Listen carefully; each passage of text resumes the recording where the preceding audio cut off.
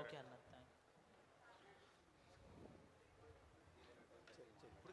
కొట్రా check check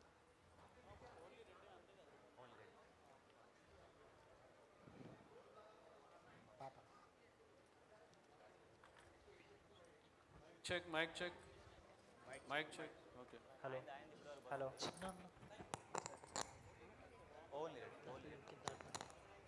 hello check hello జాగ్రత్త ఇంకా మైక్ చెక్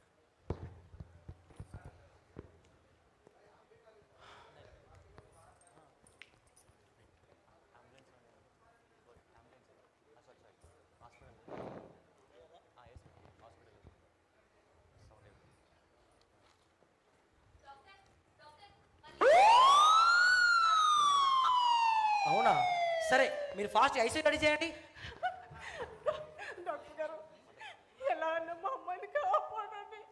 మీకు అయ్యో. పట్టుకుంటాను ప్లీజ్ డాక్టర్.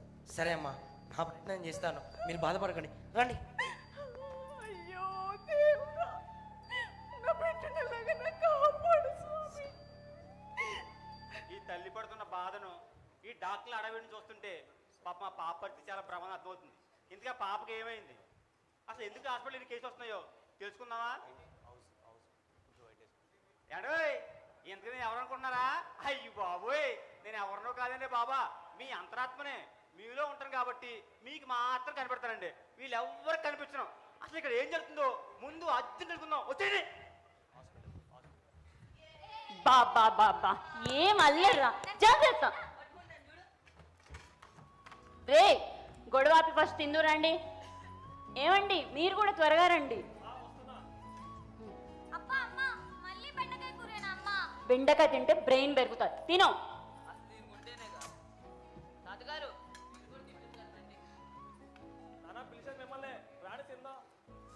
ఏయ్ వెళ్ళి త్వరగా పడుకోండి, మార్నింగ్ స్కూల్కి వెళ్ళాలి, ఓకేనా?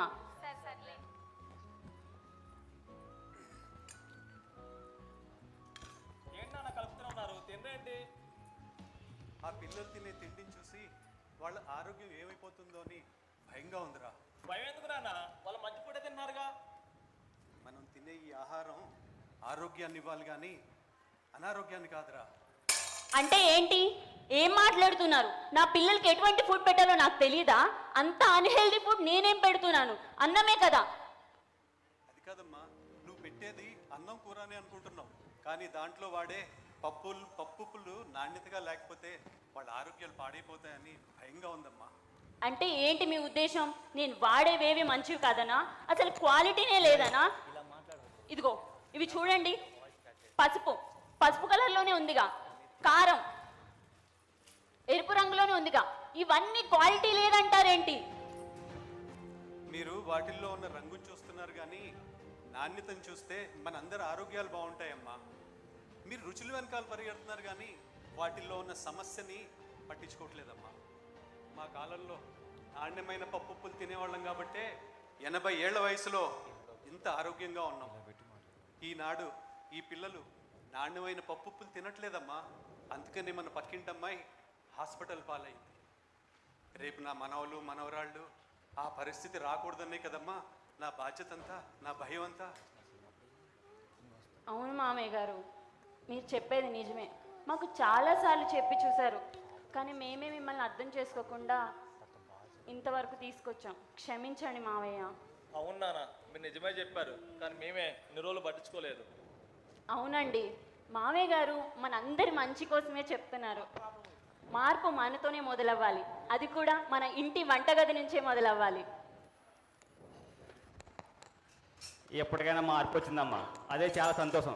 తాతగారు చాలా బాగా చెప్పారండి. అండ్ మన తినే ఫుడ్లో క్వాలిటీ లేదనే విషయాన్ని మనం ఎవ్వరూ తెలుసుకోలేకపోతున్నాం అండి. అమ్మో ఆ ఫోన్ పక్కనట్టు వచ్చో అమ్మ దుర్గమ్మ, ఫోన్ ఆపమ్మ, నీకోసమో చెప్తున్నాను. అసలు ఫుడ్ కల్తీ ఏంటంటే తెలుసండి?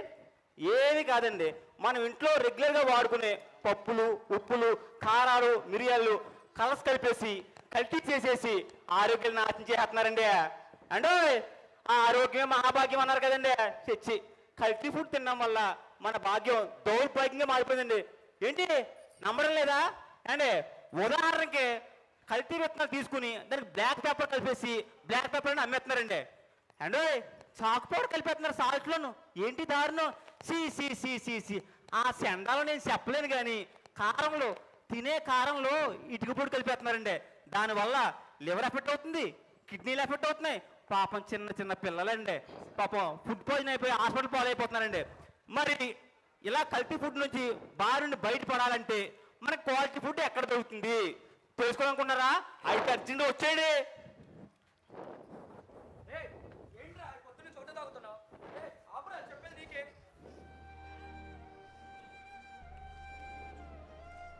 హలో, ఏమండి ఎక్కడున్నారు? వస్తున్నారా? పాప మిమ్మల్ని చూడాలి అంటుందండి, పదే పదే అడుగుతుంది. ఇదిగో ఇస్తున్నాను, ఒకసారి మాట్లాడండి. చిన్న నాన్న, హలో నాన్న, నాకు ఇక్కడ భయంగా ఉంది. ఇంటికి తీసుకెళ్ళు నాన్న, ప్లీజ్ నాన్న.